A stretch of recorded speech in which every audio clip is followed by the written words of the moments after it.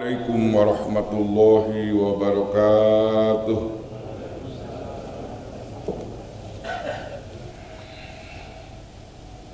Bismillah, alhamdulillah, wassalatu wassalamu ala rasulillah Muhammad bin Abdullah wa ala alihi wa sahbihi wa mawalah, amma ba'du. Qalu subhanaka la ilma lana illa ma'alamtana innaka antal alimul hakim. Allahumma aftah alaina hikmataka wanshur alaina min khazaini rahmatika ya arhamar rahimin. Qalu subhanaka la ilma lana illa ma'alamtana innaka antal alimul hakim. Rabbi syrah li sadri wa yassir li amri wahlul 'uqdatam min lisani. Hadis ke-11, hadis arba'in. Al-hadisul hadi asyara an Abi Muhammad Al-Hasani bin Ali bin Abi Talib sibti Rasulillah sallallahu alaihi wasallam wa raihanatihi radhiyallahu anhuma qala hafiztu min Rasulillah sallallahu alaihi wasallam da' ma yuribuka ila ma la yuribuka, rawahu Tirmidzi wa Nasa'i. Qala Tirmidzi hadisun hasanun sahih. Al-hadisu sani asyaru an Abi Hurairah radhiyallahu anhu qala qala Rasulullah sallallahu alaihi wasallam min husni islamil mar'i tarkuhu ma la ya'nihi, hadisun hasanun, rawahu Tirmidzi wa ghairuhu hakadha, wallahu alam. Alhamdulillah, segala puji milik Allah. Salawat dan salam semoga kita limpahkan kepada junjungan kita Nabi besar Muhammad sallallahu alaihi wasallam, pada keluarganya, kepada sahabatnya, kepada tabi'in, kepada umat Rasulullah mengikutinya sampai hari kiamat, dan mudah-mudahan kita termasuk kelompok umat baginda Rasulullah sallallahu alaihi wasallam. Ucapkan lagi alhamdulillah kita bisa melaksanakan sholat subuh berjamaah, di mana sholat subuh berjamaah Rasulullah mengatakan yang pertama kana fi zimmatillah, orang sholat berjamaah ada di dalam jaminan Allah. Segala urusan dari mulai hari ini sampai sore itu sudah ada di jaminan Allah Subhanahu wa taala. Yang kedua, orang sholat berjamaah diantaranya sama dengan sholat semalam suntuk, sholat sunat. Walaupun kita tadi malam kita tidur ada 2 jam, 3 jam, kemudian kita sholat subuh berjamaah, dicatat oleh malaikat semalam suntuk.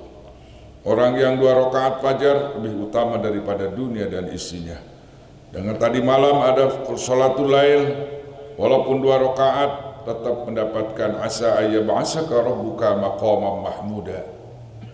Orang sholat berjamaah subuh akan diberikan cahaya oleh Allah Subhanahu wa taala wajahnya, dan diberikan cahaya nanti di akhirat nanti insyaallah. Hadirin kaum muslimin, sholat subuh pun menandakan orang mukmin sejati. Karena di zaman Rasul orang-orang munafik pun sholat.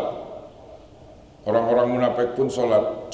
Sholatnya cuma 3 waktu, zuhur, asar, dan maghrib. Sholat isya, sholat subuh, karena waktu itu gelap, nggak ada lampu, maka menurut pandangan orang munafik, Nabi tidak tahu kalau dia tidak sholat berjamaah. Dan ternyata jumlah di Madinah pada waktu itu orang munafik itu ada 300 orang yang dipimpin oleh Abdullah bin Ubay bin Salul. Tim suksesnya, tim itunya namanya tukang kampanye kemunafikannya itu namanya Akhnas bin Surek. Dan orang munafik berani bikin masjid saingan, bikin masjid itu. Dan panitianya bukan Nabi, itu pemimpin pembangunannya pendeta dari Syria. Itu orang munafik tuh. Kemudian Nabi dipanggil supaya ikut sholat di masjid yang baru. Ketika mau berangkat, Umar bin Khattab megangnya, ya Rasulullah, bukankah dia itu orang munafik? Sebelum turun wahyu saya akan berangkat. Ketika mau berangkat baru ada firman Allah, la takum fihi abada la masjidul ussisa ala taqwa. Itu orang munafik.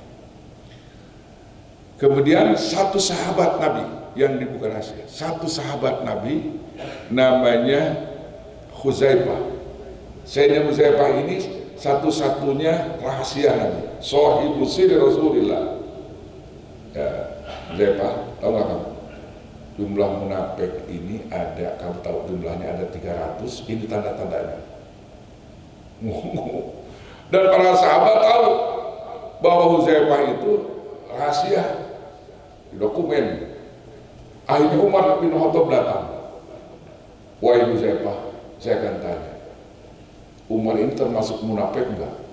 Itu Umar bin Khattab takut jadi orang munafik, sampai nanya sama Huzaifah. Kata Huzaifah, anta bariun min, engkau bukan orang munafik. Malu dari gitu kan, khalifah pangkat tertinggi gitu kan. Nah, jadi bagaimana untuk mencari siapa munafik, atau kita ataukah masih munafik atau belum atau enggak? Maka kata Nabi, sholat yang paling berat bagi orang munafik adalah sholat isya dan subuh. Jadi kalau sudah cakep sholat isya dan subuhnya, itu sudah menurut rumusan hadis dia bukan orang munafik. Dan yang paling mengerikan lagi, ada presiden sekarang ini, presiden di wilayah Rusia, di Chechnya apa? Chechnya itu kalau prajuritnya meninggalkan sholat berjamaah subuh isya subuh dipecat, tidak hormat. Itu baru ada presiden, penduduknya cuma 2 juta. Kita bersyukur pada Allah ya, pada pagi ini kita bisa melaksanakan sholat subuh berjamaah. Alhamdulillah. Mudah-mudahan jangan lama-lama kita ibadah kepada Allah, jangan lama-lama ya. Waktu drobaka hatta ya kalian, sampai mati aja Pak ya. Udah mati nggak usah ke masjid lagi. Itu kata Allah itu, wa'bud rabbaka hatta ya'tiyakal kalian. Mari kita lanjut hadis yang ke-11. Ini hadis dari Abi Muhammad Al-Hasan bin Ali. Abi Muhammad itu gelar kunyah namanya. Kalau bahasa Alfiahnya alam kunyah. Al-Hasan bin Ali. Nah, ini hadis cucu Hasan putra Ali. Dijelaskan lagi oleh At-Tabbayan gitu. Bin Abi Thalib, Ali bin Abi Thalib sibti Rasulillah. Ini hadis dari cucunya Nabi sendiri. Siapa namanya? Habib Al-Hasan. Jadi Nabi punya cucu yang terkenal, Hasan Husain. Tapi di dalam marhaba itu Jadal Husaini aja ya. Kemarin ya Nabi salam alaika, ya Rasul salam alaika, ya Habib salam alaika, salawatullah alaika. Terus ada Jadal Husaini, padahal yang itu harus disebutkan Jadal Hasan wal Husaini. Hasan Husaini. Dan Hasan ini abangnya Sayyidina Hasan Husain. Dan Hasan ini matinya mati syahid juga, mati dibunuh oleh racun. Dua-duanya pemberani dan dua-duanya ahli sedekah. Jadi 24 jam ini tidak ada hari, tiada ada malam kecuali dia bersedekah. Itu yang namanya Hasan dan Husain, ahli sedekah. Makanya habaib itu ada yang dari Hasan dan ada Husain, ya, Al-Husaini. Jadi Al-Husaini Al-Hasani. Nah, kalau Al-Imam Mahdi yang versi ahli sunnah wal jamaah, Imam Mahdi Muhammad bin Abdullah itu dari jalur Sayyidina Hasan. Itu yang versi apa? Versi ahli sunnah wal jamaah. Karena Syiah pun punya versi. Nah, versi Imam Mahdi yang ditunggu sekarang, Imam 12 yang di dalam gua itu, yang ditunggu keluar. Kalau keluar dia akan pergi ke Mekah, membangkitkan hidup Abu Bakar dan Umar, kemudian dibunuh. Itu versi Imam Mahdi daripada Syiah. Allahu Akbar. Hadirin kaum muslimin Rasulullah wa raihanatihi, dan kekasihnya Nabi Muhammad sallallahu alaihi wasallam radhiyallahu anhuma. Jadi radhiyallahu anhuma ini rujuna Hasan dan Husain. Kata Hasan cucu Rasulullah, hafiztu min Rasulillah, aku ingat, hafal apa yang diucapkan oleh baginda Rasulullah sallallahu alaihi wasallam. Nasihatnya itu pondok, da' ma yuribuka ila ma la yuribuk, tinggalkan apa yang meragukan kamu untuk sesuatu yang tidak meragukan kamu dalam segala hal, termasuk memilih teman, sekarang milih guru, termasuk milih istri, gitu kan? Itu dalam sosial, aspek sosial. Kalau ragu-ragu, kita punya calon ini datang, tapi ragu-ragu terus. Kemarin ada orang yang masukkan sekolah, konsultasi sama saya. Wah, saya sholat, minta tolong terus sama Allah. Saya masukkan ke satu pendidikan, ragu terus, ragu, kenapa? Enggak memberikan, katanya. Gitu. Ya kata saya, ikutin hadis Nabi, dak mayuri bukan, dan minta petunjuk sama Allah. Cari tempat pendidikan yang benar-benar yang melahirkan anak soleh. Ya, itu kan sampai memasukkan sekolah pun kita harus ada istikharah, Pak. Sebab sekarang banyak pendidikan-pendidikan yang labelnya Islam, tapi di dalam sekuler sekarang. Bahaya sekarang. Banyak label Islam pendidikannya Fatimah, Al-Fatimah, macamnya cakep-cakep semua. Nah, kemudian ada lagi pondok pesantren Imam Syafi'i. Kalau tidak dalamnya bukan mazhab Syafi'i, jebakan sekarang, jebakan macam-macam sekarang. Karena Imam Syafi'i mayoritas, ternyata setelah kita cek and recheck bukan mazhab Syafi'i, yang itu pemahamannya. Makanya dalam masuk istri, milih istri, masukin sekolah, masukin pendidikan, pondok pesantren, harus ada istikharah. Kenapa? Itu untuk menghilangkan keraguan kita. Tinggalkan yang ragu-ragu kepada yang tidak ragu-ragu. Dalam sholat tadi kaum muslimin dulu sama para pesan. Tidak dalam namanya al-qaidah dalam kitab Fathul Mu'in. Idza syakka, apabila ada seseorang sholat sendirian ya, sholat lohor, sholat asar, sholat sunat apa? Kalau sholat zuhur kan 4 rakaat. Di tengah-tengah perjalanan sholat kita itu ada blank. Suka ada blank kan? Kalau sholat sendirian, ya Allah, hari kurang ya 3 rakaat, ada 4 rakaat. Nah, di situ. Bapak-bapak pernah nggak Pak begitu? Kalau sholat sendirian pernah begitu ya? Sholat asar, sholat lohor, suka blank kan lupa? Nah, ya. Ini saya perasaan masih 3 rakaat dulu. Nah, maka yurja'u ilal asli, yakini, yakin itu yang sudah yakin 3, yang ragu-ragu 4. Berarti kurang 1 rakaat. Yakin kan kurang 1 rakaat. Di dalam apa? Di dalam sholat. Gitu kan? Di dalam segala hal ragu-ragu. Jadi ternyata termasuk kita milih pemimpin, ya. Apalagi pemimpin negara, ya, kita harus istikharah. Jangan sampai kita memilih itu jadi saksi pemimpin yang palsu, pemimpin yang jahat. Sebab nanti akan ditanya, wa ta'awanu 'alal birri wat taqwa wa la ta'awanu 'alal ismi wal 'udwan. Segala hal. Jadi segala hal, dak ma yuribuka ila ma la yuribuka. Ini nasihatnya pondok, karena waktu dinasihatnya Sayyidina Hasan ini di bawah umur 10 tahun. Dama yuribuka ila ma la yuribuka, kan hafal kita juga ya.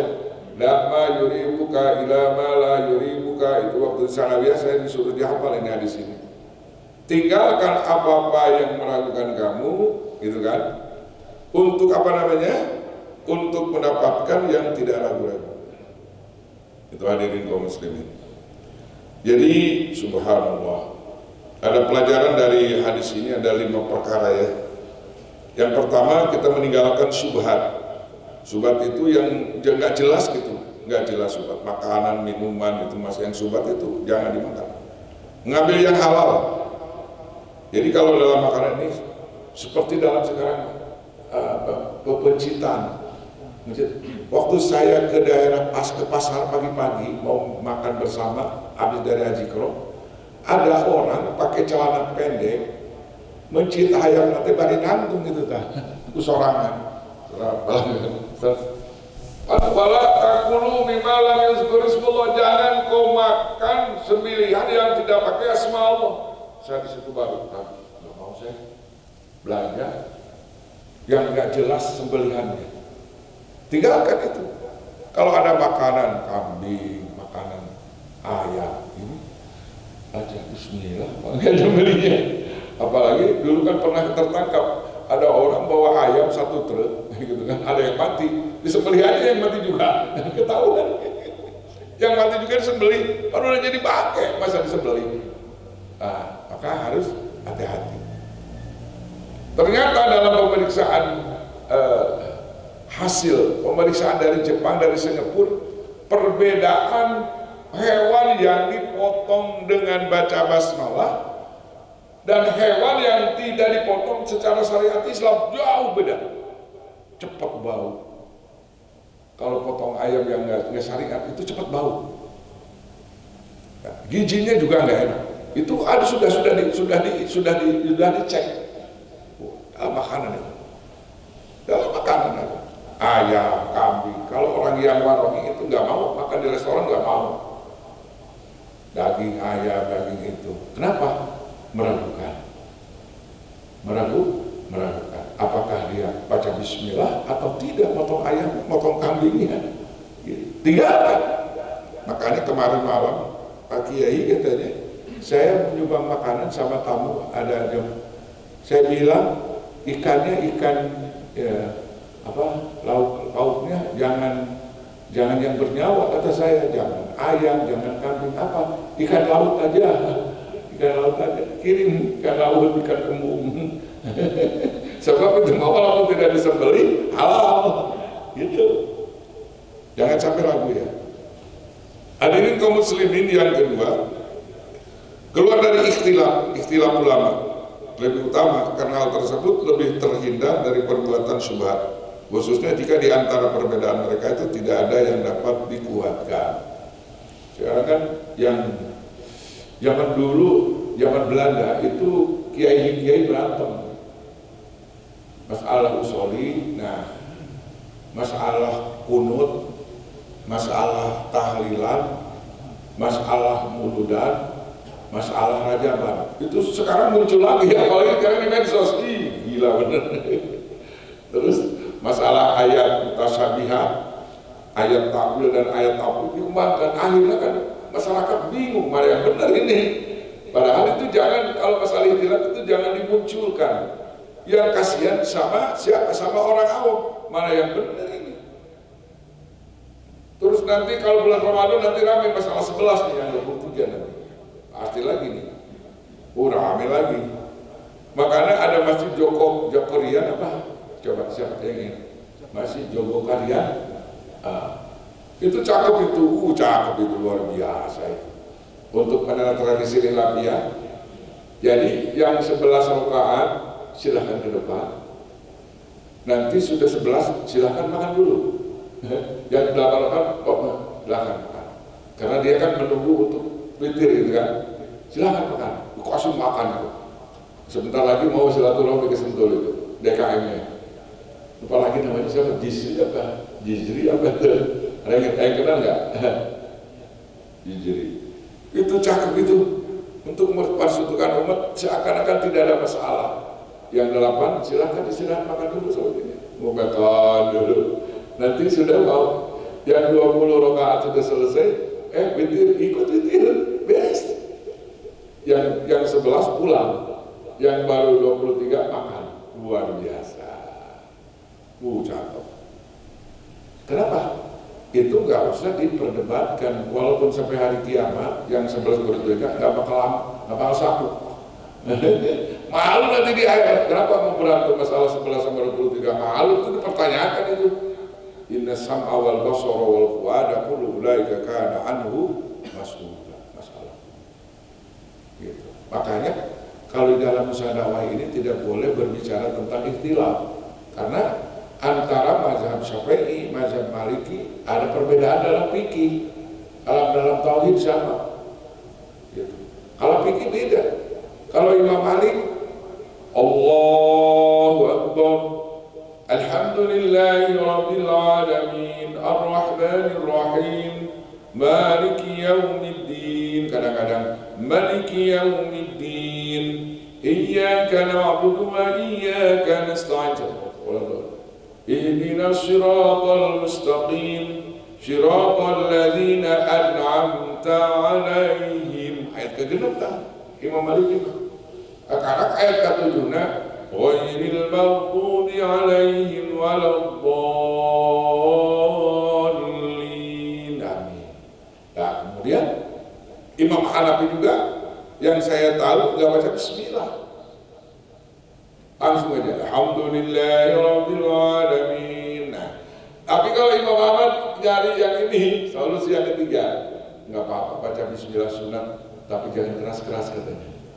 Nah, makanya kalau di Madinah, di Mekah ada Allahu Akbar, Bismillahirrahmanirrahim. Ayo Ahmad itu, ayo ngarewasan. Bismillahirrahmanirrahim. Alhamdulillahi Rabbil Alamin. Begitu. Nah, kalau Imam Syafi'i, basmalah itu sebahagian daripada ayat surat Al-Fatihah. Wal basmalatu ayatu minha. Nah, bagaimana kita supaya jangan komplain? Maka Profesor Dr. Abdul Somad, dia itu waktu di Maroko itu dia itu ikut baca Maliki full. Kemudian ngasih nakal, Allahu Akbar, ya begini. Dia 2 tahun sholatnya baca Maliki. Allahu Akbar, Alhamdulillahi Rabbil Alamin, Ar-Rahmanir Rahim, Maliki Yaumiddin. 2 tahun. Tapi ketika datang ke Riau nggak dipakai, bisa berantem gitu. Abdul Somad jadi imam. Allahu Akbar, Alhamdulillah, udah diusir. Nah, yang nggak boleh masalah ini, kalau komunitasnya Imam Syafi'i, kita jangan mengarahkan kepada jamaah supaya ikut mazhab Maliki. Itu bisa pecah hati, jangan boleh begitu. Dan kita pun yang biasanya kita baca bismillah atau jangan komplain. Saya pas di bandara di New Delhi, saya baca Fatihah ceritanya di belakang. Padahal itu baca Fatihahnya waktu zuhur. Pas sudah turun di New Delhi, waktu zuhur datang, saya sholat berjamaah jadi makmum. Kita kan baca Fatihah kita mah, baca Fatihah doa asal kedengaran nama dia. Bismillahirrahmanirrahim. Alhamdulillah. Kedengaran sama anak muda. Lagi sholat, bersyukur saya. Begitu, lagi sholat. Mungkin karena dia, saya baca Fatihah, tanggung jawab imam. Al-iman dominun, imam itu sebagai menjamin daripada tanggung jawab daripada sunnah. Disikut tadi sholat saya. Coba kalau berikut tetap di nama fikih sampai batal ikut bapak itu. Artinya di sana si Allah baca Fatihah itu artinya. Itu maksudnya 2008 itu. Nah, kita kenapa di komunitas mazhab Hanafi? Karena mazhab Hanafi pun al-imani dominun, qiraatul imam, qiraatul makmum. Nah, gitu. Nah, kemudian kemarin ada taraweh 2 tahun yang lalu, ada orang suruh imam, nggak tahu medan dia, sholat dia, bagus betul, hadis Quran. Allahu Akbar, Alhamdulillahi Rabbil Alamin. Udah beres taraweh ceritanya. Kiai siapa? Ada orang fanatik itu. Mana? Saya mah diulangi lagi sholat isya. Kenapa kamu? Nggak baca bismillah. Terus sampai begitu Pak. Karena fatwa Imam Syafi'i gitu. Kalau nggak baca bismillah itu berarti belum selesai, belum sempurna. Gitu. Itu dalam fatwa fikih. Maka kalau kita membaca perbedaan paham itu harus disampaikan. Ini sumbernya dari Imam Syafi'i, ini fatwa Imam Maliki. Dan yang nggak boleh, kata Profesor Dr. Abdul Somad, kita jangan menanyakan kaifiat sholat yang komunitasnya umpamanya komunitas Imam Maliki, tapi kita mengarah supaya mengarah kepada Imam supaya itu komplit. Sebaliknya, gitu. Orang-orang yang bermazhab Maliki masuk ke wilayah Imam Syafi'i, kita harus ikut, gitu maksudnya. Karena jadi masalah. Jangan sampai seperti di Afghanistan, di Afrika. Saya punya teman dari Afrika. Ada orang kan, ada hadisnya atahiyat begini kan ada ya. Begini ada hadisnya dari Anwar radhiyallahu anhu gitu kan. Kemudian satu sumber satu sahabat. Kemudian yang tidak itu 11 sahabat. Karena wilayahnya di situ, karena wilayahnya wilayahnya sholatnya begini, bukan pakai utek-utek.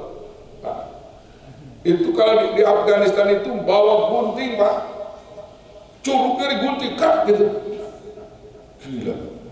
Itu teman saya itu bilang begitu. Itu mah nggak boleh itu, kacau itu. Itu saking politiknya, jangan sampai kacau ini, bisa kacau begitu ngomongin kalau negara-negara ini bisa kacau. Gitu. Ini jangan sampai begitu, kita nggak ada insya Allah, nggak ada yang gunting tangan, nggak ada. Ini informasi teman saya. Itu sampai masalah hilafiyah kadang-kadang bisa permusuhan. Kalau kita fanatik dalam hilafiyah, kebodohan kita bisa musuh, padahal masalahnya bukan masalah pokok itu. Tapi jangan dulu kita ngambil mana sudah ada gitu kan. Masalah kunut gitu kan. Maliki, Hanafi, Hambali, Imam Ahmad itu pakai kunut. Gitu. Yang pakai kunut itu adalah mazhab Syafi'i, dan mayoritas di Indonesia ini memang mazhabnya mazhab Syafi'i. Gak usah dipermasalahkan sebenarnya. Kalau kita sering makin ngaji nggak ada masalah. Yang menjadi masalah itu ngedulu ngaji tapi ujung-ujung bingung atau terang ngaji mah. Mana masalah pokok, masalah bulu gitu. Jangan sampai ada keraguan, ada perbedaan Imam Maliki, jangan ada keraguan. Karena semuanya bukan masalah pokok, itu masalah hilafiyah, masalah tidak. Nah kecuali masalah akidah harus, karena akidah kita dengan Ahmadiyah Qadiani itu bukan Islam. Orang yang menghancurkan musuh dalam selimut gitu. Ayat Nabi, saya lihat di Nabi kan ada Nabi palsu. Coba orang yang memalsukan uang bisa dihukum, memalsukan tekanan dihukum, dia memalsukan Islam coba. Maka fatwa ulama Haramain haram, tidak boleh Ahmadiyah Qadiani untuk masuk ke negeri Arab karena dia sudah punya Nabi selain dapat Nabi Muhammad Shallallahu Alaihi Wasallam. Juga Syiah ya. Syiah juga, apalagi Syiah bulan ya. Sekarang kan ada ini, ada apa namanya, ada Ka'bah, ada Ka'bah di Karbala, ada orang yang naik haji Karbala itu lebih 2 juta kehebat lebih dalam Ka'bah yang ada dekat. Nah itu mah sudah nggak ada toleransi di situ ya. Jadi sekarang alhamdulillah saya lihat ya Hidayah ini luar biasa, guru-gurunya luar biasa, alhamdulillah selamat daripada akidah yang Islam. Semuanya saya periksa, Kang Didi Nabinuddin guru saya, Dr. Badruddin teman saya gitu kan. Kemudian ada adik gua, alhamdulillah luar biasa. Dijaga insyaallah hidayah. Amin ya rabbal alamin. Subhanallah. Nah, kembali kepada dakma yuribuka ila ma la yuribuka. Tinggalkan yang ragu-ragu. Kemudian di dalam jika keraguan bertentangan dengan keyakinan, maka keyakinan yang diambil. Keempat, sebuah perkara harus jelas berdasarkan keyakinan dan ketenangan. Kalau sudah yakin pasti tenang. Dan tidak ada harganya keraguan dan kebimbangan. Yang kelima, berhati-hati dari sikap meremehkan terhadap urusan agama dan masalah bidah. Ini masalah bidah ya, subhanallah. Tidak boleh. Yang keenam, siapa yang membiasakan perkara syubhat, maka dia akan berani melakukan perbuatan haram. Jadi kalau orang sudah doyan syubhat, artinya syubhat itu yang bainal halal wal haram, halal atau apa, makan aja gitu. Nah itu kalau sudah begitu nekat, nanti loncat ke dunia, selanjutnya endingnya nanti follow up-nya ke haram, berani. Kalau syubhat berani, pasti yang diharamkan juga berani. Subhanallah. Ini hadis riwayat Imam Tirmidzi, Imam Nasai. Kemudian Imam Nasai memberikan predikat hadisnya hadis hasan. Lanjut hadis yang ke-12. An Abi Hurairah radhiyallahu anhu qala Rasulullah sallallahu alaihi wasallam min husni islamil mar'i tarkuhu ma la ya'nihi. Ini pendek lagi hadisnya, pendek-pendek ya. Hadisun hasanun rawahu Tirmidzi wa ghairuhu. Dari Abu Hurairah, nama aslinya itu ini alam kunyah kinayah. Abu Hurairah itu namanya Abdullah bin Sokhor kalau saya. Orangnya orang Ad-Dausi, kampung Ad-Dausi. Dan dia orang yang paling banyak hadis, yang paling banyak hafalan hadis di antara sekian ratus ribu sahabat. Yang paling banyak pembenaran hadisnya adalah Abu Hurairah. Karena Abu Hurairah itu full 24 jam ikut daripada Rasulullah, siang dan malam, full time. Kecuali masuk kamar mandi gitu, terlalu diikutin. 6 tahun dia sudah pembendaraan, sudah hampir 5.000 hadis gitu, 5.000 hadis. Nah di bawah Abu Hurairah itu Siti Aisyah 4.000 hadis lebih hafalannya, luar biasa. Nah, dan yang mengislamkan Abu Hurairah itu ada namanya Kitupel. Pada saat Abu Hurairah dengan Kitupel ada di majlis Rasulullah Shallallahu Alaihi Wasallam, para sahabat tawadhu, mengagumi, ngehormatnya luar biasa kepada Abu Hurairah, karena walaupun dia baru beberapa tahun saja, hadis sudah banyak yang hafal, cerdas dia, semua hadis yang dikeluarkan an Rasul, an Abu Hurairah. Makanya mau di Abu Hurairah, Bukhari Muslim kan, di Sahih Bukhari Muslim, kemudian itu ujung-ujungnya banyak an Abi Hurairah.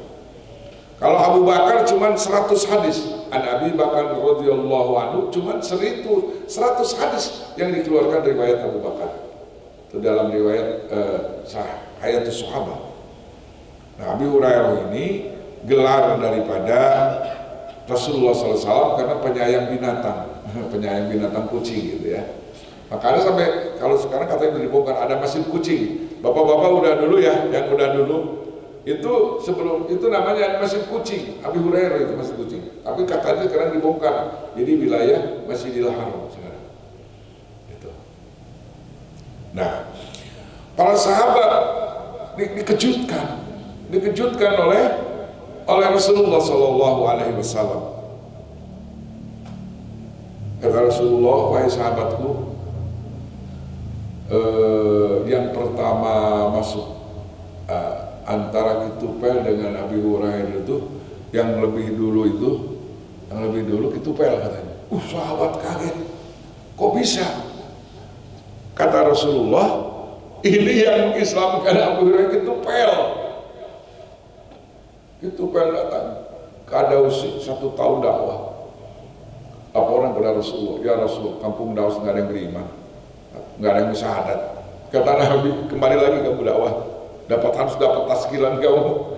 Pada tak itu si Abdullah bin Sokhor itu dapat, yang punya gelar Abu Hurairah itu hasil dakwahnya Kitupel. Maka ketika Rasulullah para sahabat dikejutkan, kata Rasulullah, tahu nggak saudara, sahabatku, yang masuk surga yang pertama itu Kitupel. Baru kok bisa? Karena tanpa Kitupel Abu Hurairah nggak tahu Islam. Man sanna sunnatan man dalla ala khairin kafaili. Jadi hadis Rasulullah dapat ketika dakwah Abu Hurairah setor ketika Kitupel. Lagi sholat tahajud dapat pahala Kitupel. Begitu. Ketika sholat duha Kitupel dapat setoran juga pahala. Itu namanya man sanna sunnatan hasanatan kalau ajwajun amila biha. Gitu saudara. Man dalla ala khairin kafaili. Jadi marketing multi level dakwah itu adalah pahala marketing multi level. Walaupun dia sudah meninggal, tetap mendapatkan setoran ibadah, di mana orang itu waktu dulunya telah menunjukkan kepada Islam. Subhanallah, luar biasa. Nah ini sejarah sekilas Abu Hurairah. Dan Abu Hurairah pernah dipukul sama Umar radhiyallahu anhu sampai pingsan. Ketika Abu Hurairah mendengarkan man qala la ilaha illallah dakhala al-jannah. Barang siapa yang mengucapkan la ilaha illallah pasti masuk surga. Kedengaran sama Umar, ditempelin sampai pingsan. Rame. Kenapa ini enggak itu enak aja ini nanti orang kata Umar, pikiran Umar, kalau dia hanya mengucapkan la ilaha nanti nggak mau sholat, nggak mau jaga, coba aja la ilaha illallah, gitu maksud Umar. Padahal itu kan masih transisi, dakwah transisi belum selesai itu kan. La ilaha illallah mukhlishan dakhala al-jannah. Akhirnya dimaafkan. Pernah itu riwayat. Banyak cerita Abu Hurairah. Nah, supaya kenapa saya sampaikan cerita Abu Hurairah supaya kita cinta sahabat. Cinta karena hari-hari ini ada orang yang mengkafirkan sahabat. Ya, yang tidak kafir itu tiga. Satu ke Salman, kemudian ke Mikdad, ada satu lagi itu siapa tuh? Yang tidak dikafirkan oleh orang-orang Syiah. Kenapa kita sampaikan? Karena kita supaya cinta sahabat. Walladzina tabauhum bi ihsan radhiyallahu anhum wa radwan. Kata Abu Hurairah radhiyallahu anhu, dia mendengar daripada Rasulullah sallallahu alaihi wasallam, min husni islamil mar'u tarkuhu ma la ya'ni. Gitu kan? Allahu akbar. Di antara min husni islamil mar'u, di antara Allahu akbar, di antara Islam yang seseorang yang Islamnya dianggap bagus, maka kata Nabi tarku ma la ya'nihi, gitu kan? Dia meninggalkan sesuatu yang tidak berguna baginya. Min husni islamil mar'i tarkuhu ma la ya'ni. Sawarera ya tarkuhu ma la ya'ni. Gitu. Allahu akbar. Tanda-tanda baiknya Islam seseorang, dia sanggup meninggalkan sesuatu yang tidak berguna. Subhanallah. Termasuk sifat-sifat orang muslim adalah dia menyibukkan dirinya dengan perkara-perkara yang mulia serta menjauhkan perkara yang hina dan rendah. Mencatur, main gapleh, nggak ada nilainya itu. Mencatur kan, kalau mencatur itu kadang-kadang 1 jam, 2 jam asik gitu. Itu tarku, tinggalkan itu, tidak ada gunanya. Kalau sudah pakai judi kan jadinya haram. Bahkan ada yang dalam bab salam, etika uluk salam, kalau ada orang catur kita nggak boleh bikin salam, makruh, wa yukrahu. Orang main gapleh assalamualaikum nggak boleh. Itu saking kalimat salam itu, karena kalimat assalam itu kan asmaul husna, tidak boleh. Doakan dalam hati, ya Allah mudah-mudahan ada jalan menang hidayah. Dengaran gitu mah. Ya Allah ada jalan ayo gapleh kuat, ayo sholat isya kuat. Ya Allah dapatkan hidayah gitu. Gak apa-apa. Tapi kalau uluk salam nggak boleh. Gitu. Sia-sia itu. Itu dalam kitab, ada dalam kitab bab tata cara salam. Allahu akbar. Kemudian penjelasan yang kedua, pendidikan bagi diri dan perawatannya dengan meninggalkan apa yang tidak bermanfaat di dalamnya, termasuk pendidikan, ya. Ragu-ragu nih, tinggalkan aja. Ada pendidikan yang tidak ada manfaatnya untuk agama. Belajar anu, ternyata disambungkan dengan agama, nggak ada manfaatnya, gitu. Yang keempat, nih, anjuran untuk makan waktu dengan sesuatu yang manfaat kembali kepada diri sendiri bagi dunia maupun akhirat. Yang kelima, ikut campur terhadap sesuatu yang bukan urusan dapat mengakibatkan kepada perpecahan dan pertikaian di antaranya manusia, itu ditinggalkan. Nah, termasuk kalau kita umpamanya masuk partai ini, partai tapi memecah belahkan akidah persatuan, ya tinggalkan. Kalau kok yang mengakibatkan perkumpulan, di mana perkumpulan itu ada kata-kata untuk perpecahan umat Islam, jangan ikut. Gitu. tinggalkan yang tidak ada manfaatnya. Jadi hadirin kaum muslimin, karena kita akan dihisab. Inna sama wal basara wal fuada kullu ulaika kana anhu mas'ula. Sesungguhnya pendengaran, penglihatan, pikiran hati kita akan dipertanyakan di yaumil qiyamah, mas'ul. Gitu. Maka nanti tangan kita akan lapor. Al-yawma nakhtimu ala afwahihim wa tukallimuna aydihim wa tashhadu arjuluhum bima kanu yaksibun. Pada hari persidangan nanti mulut kita dikunci, yang akan lapor adalah tangan. Wa tukallimuna aydihim, ngomong ya. Payunan Gusti Allah di depan Allah, tangan-tangan mereka akan lapor. Lapor, ya Allah, tangan saya alhamdulillah dipakai sholat berjamaah terus. Lapor tuh. Alhamdulillah sholat di tangan saya dipakai, saya jadi saksi suka sholat tahajud. Alhamdulillah saya jadi saksi orang itu rajin Senin Kemis. Saya bersaksi dia itu sering sholat duha, sholat rawatibnya rajin, ngajinya rajin, ya Allah. Wa tashhadu arjuluhum, kata kaki betul saya sering melangkahkan kaki ke masjid. Subhanallah. Pikiran kita, Allah. Bahkan di dalam kalau di dalam surat Al-Hadid, bahkan wa qalat juluduhum, kulit orang kafir itu berbicara untuk menyaksikan kelakuan orang kafir tersebut. Wa qalu bima syahidtum alaina, kata orang kafir, kulit, kunaon saya ngerakeun ka aing disaksi teu bener. Qalu antaqallah, kata kulit, aing udah ngomong Allah gitu. Itu surat Al-Hadid ayat. Jadi 24 jam itu bagaimana mata kita, telinga kita, mulut kita, duduk kita, pergaulan kita jangan sampai memalukan nanti di akhirat. Sebab ada apa? Iqra kitabak kafa binafsikal yawma alaika hasiba wa kulla insanin alzamnahu ta'irah. Setiap orang nanti kongkorongan. Fokus pegawai negeri teman pakai dokter, pakai penanda pengenalan di sini kan, tergantung. Kayak orang diketukan. Orang Iqra kitabak, ayo baca kumane. Tiba minta akhir balik, tapi kamau tak catatan mana ayat. Semua bisa kan? Encan tangan ngomong, encan kaki jadi saksi, semua bisa melawan.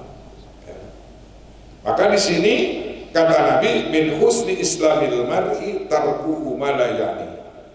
Gitu. Di antara tanda-tanda orang Islam yang baik itu meninggalkan sesuatu yang tidak ada gunanya. Allah Akbar. Ada pengajian tafsir hadis, itu. Ini ada musyawarah katanya, ada musyawarah nggak tahu, nggak ada artinya, nggak ikut ngobrol ngaco-ngaco kali-kali itu ngomong politik, ngomong mengomentari medsos yang nggak jelas. Medsos itu kan benar apa enggak? Di komentar gimana? Jadi orang kadang-kadang HP menikah lengket gitu, karena Al-Quran itu dibaca-baca. Tapi kalau ada hebat, HP-nya ada ngajinya, HP-nya ya, ada Quran, ada hadis gitu kan. Bagaimana itu yang menggunakannya kita. Jadi hadirin kaum muslimin, dua hadis ini luar biasa. Pondok tapi nyogok, cekurang sudah pondok nyogok. Kalimat Nabi pondok tapi berisinya panjang ini. Kalau dijabarkan 3 jam gak bakal habis ini. Pertama dakmairu ila mari juga, kemudian min husni islamil mar'i tarkuhu malayani, itu panjang kalau dijabarkan. Jadi saudara-saudara sekalian, mari kita gunakan waktu. Dan ada yang tertarik lagi, ada seorang ulama Banten, kalau sholat lohor, asar, maghrib, isya, subuh itu 2 yang dibaca itu, yang dibaca. Pertama, surat Al-Haqqum Takasur, itu selalu itu dibaca dari imam. Kemudian rakaat yang kedua wal asri, selalu pasti. Pas saya baca, jelas Kalau orang sudah meresapi al-hakum wa takasur, dia tidak akan hubung dunia, tidak mau, tidak senang untuk menumpuk-numpuk harta, numpuk-numpuk mobil, numpuk-numpuk baju, numpuk-numpuk sawah, nggak mau. Karena tegurannya al-hakum wa takasur hatta zurtumul maqabir. Banyak orang yang sibuk bermegah-megahan gitu, sampai dia lupa akhirat. Gara-gara harta, gara-gara anak, ngumpul-ngumpul. Ini rumah yang buat anak, belum tentu anaknya panjang umur. Ini dia buat cucu. Kamu kan numpuk di mana-mana. Al-hakum wa takasur. Makanya, subhanallah. Ada raja, berapa menit lagi Pak? Hah? 3 menit lagi. Hah? Tambah 10. Oh, berarti 13 menit lagi ya. Jadi Abdullah bin Abdul Aziz punya anak 12. Saking waroknya, istrinya kan minta menantu raja Marwan. Marwan emas berlian. Kata Abdul Aziz, ini punya siapa ini ya? Dari orang tua. Mertuanya kan raja juga ya. Kata Abdul Aziz, serahkan kepada Kasira. Ini nggak bisa. Ini kan dari orang tua. Nggak. Mau pilih emas, mau pilih saya. Terkait itu. Umar bin Abdul Aziz itu turun itu. Pilih saya, pilih emas. Kalau pilih emas, dia tahu. Kalau pilih saya, serahkan harta ke Baitul Mal. Itu kehebatan kerajaan Umar bin Abdul Aziz. Ketika ada tamu pada waktu malam, ini kamu masalah pribadi, masalah negara, masalah pribadi, nanti lampu. Kalau masalah negara, itu saking waroknya luar biasa. Ya, sampai ada yang sia-sia. Kemudian ketika meninggal dunia, itu Abdul Aziz dan 12 anaknya itu punya harta, semuanya laki-laki. Umar bin Aziz putranya 12 semua laki-laki. Dikasih warisan 3 gram emas. Ini 3 gram. Jadi kali 12 berapa? Berapa? 30 gram. Udah. Tapi apa yang terjadi? Anak yang 12 itu semua jadi pengusaha sukses, jadi orang kaya, orang baik, penyumbang. Ada suatu saat pasukan perang, makanan perang, berapa keperluannya? Kata putra Abdul Aziz, berapa keperluannya? 1000 kuda untuk perang. Oke, cash. Berarti kaya orang itu, sanggup membeli kendaraan kuda untuk perang 1000 cash orang. Padahal waktu dikasih peninggalan dari orang tuanya cuma 3 gram. Tapi ketika dapat keberkahan, kemuliaan, harta yang halal, jadi orang kaya, jadi penyumbang agama. Itu namanya putra Umar bin Abdul Aziz. Setelah Abdul Aziz meninggal, maka adik diganti sama adik iparnya, Marwan gitu ya, Hisham bin Marwan. Nah, jadi orang kaya.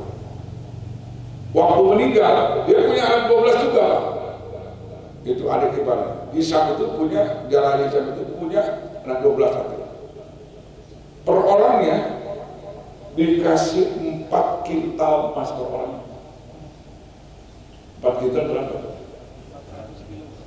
400 kilo. Kali sekarang 1 juta, berapa sekarang? Emas murah. Nah. Tapi setelah pada kejadiannya yang 12 itu tidak ada satupun yang berkualitas. Jadi kuli di pasar. Nah, hati-hati. Kita jangan sampai memakan harta yang subhat, apalagi haram. Itu bisa mempengaruhi kepada anak istri kita. Kenapa anaknya itu orangnya pintar, cakep, pakai pintar, tapi kok jadi orang begitu? Secara saya cek supaya membuktikan makanan yang kali konsumsi makanan yang tidak halal. Gitu. dagingnya yang tidak halal, darahnya tidak halal dikasih makan sama orang tuanya. Gitu. Subhanallah. Nah ini, ya Allah. Saya sendiri jadi ingat sama tetangga saya. Namanya Yahya. Opik mah cenah calakan, bakal manfaat. Saya nggak tahu apa maksudnya itu. Tetangga saya bakal datang, opik mah cenah babari ngaji, alhamdulillah bakal manfaat. Udah sering ngomong, saya takut. Bayar kenapa sih ngomong begitu terus? Enggak. Ibu kamu, bapak kamu cari duit yang halal. Duitnya halal kan? Kalau bayar, makanya di Jakarta nggak halal itu begitu ngomongnya. Kalau ibu kamu, bapak kamu cari rezeki yang halal, makanya kamu pesantren bakal membari, bakal manfaat. Oh, itu pas saya tentang baca sejarah, ternyata Umar bin Abdul Aziz anaknya orang soleh sukses jadi kaya raya kemudian soleh, sedangkan Hisam yaitu adik iparnya itu mewariskan anaknya orang-orang itu 4 kintal emas 12 orang, semuanya tidak ada yang sukses. Tapi 4 kintal diambil coba dalam lanjut rakyat. Gitu. Jadi kita hati-hati ya. Di mudah-mudahan bapak-bapak sekalian, 2 hadis ini luar biasa ya. Sekali lagi kita harus dalam sesuatu hal jangan ragu-ragu. Yang kedua, jangan perbuatan ini yang tidak punya nilai, yang tidak punya pahala. Harus punya pahala. Wal asri innal insana lafi khusrin illa alladziina aamanu wa 'amilus shalihati wa tawassaw bil haqqi wa tawassaw bis sabr. Sampai bersumpah dengan waktu, apa itu waktu? Di antaranya dikaitkan dengan hadis ini, jangan sampai kita menggunakan waktu yang tidak punya nilai pahala. Mata, telinga, mulut, semua kan dipertanggungjawabkan. Langkah, kemana kamu melangkah? Gitu kan? Usaha kamu halal atau haram? Gitu. Itu pelajaran pagi ini. Mudah-mudahan ada manfaatnya.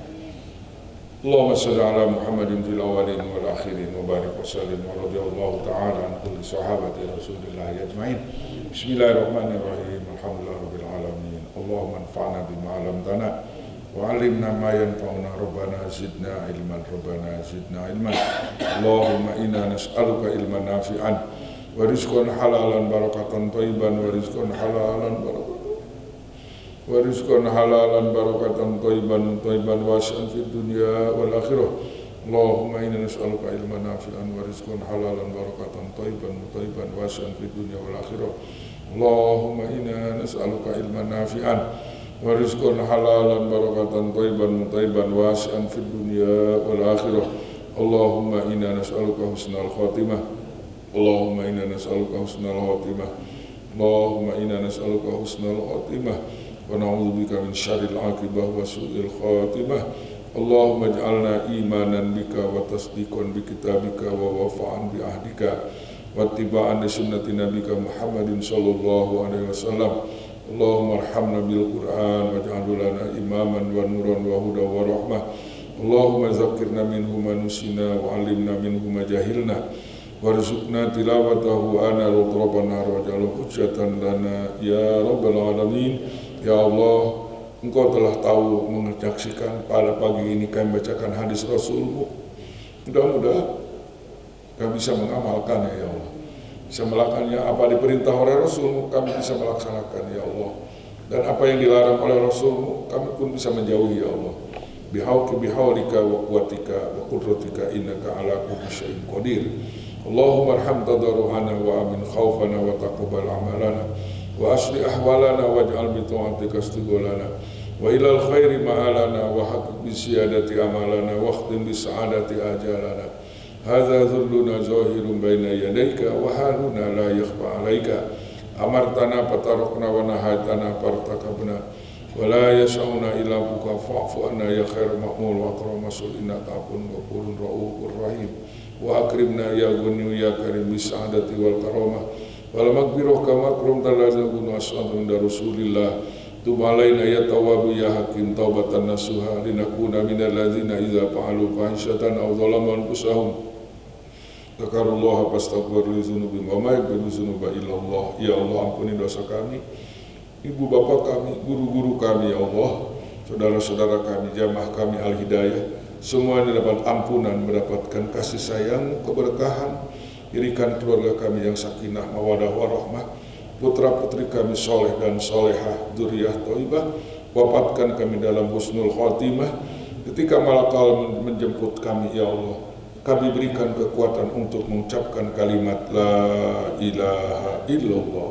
Wa alzimna ya wahid ya ahad kalimat taqwa. Kama alzamta habibaka Muhammadin sallallahu alaihi wasallam haitsu kunta fa'lam annahu la ilaha illallah waqtim lana ya rahman ya rahim bi husni khatimatin najina wa rajina qul ya ibadiyalladzina asrafu ala anfusihim la taqnatu min rahmatillah wa asqina ya sami'u ya qarib jannata adn allati uiddatil muttaqin da'wahum fiha subhanakallahumma wa tahiyyatuhum fiha salam wa akhiru da'wana alhamdulillahi rabbil alamin. Subhanallah, subhanakallah bihamdika asyhadu an la ilaha illa anta astaghfiruka wa atubu ilaik. Mohon maaf. Assalamualaikum warahmatullahi wabarakatuh.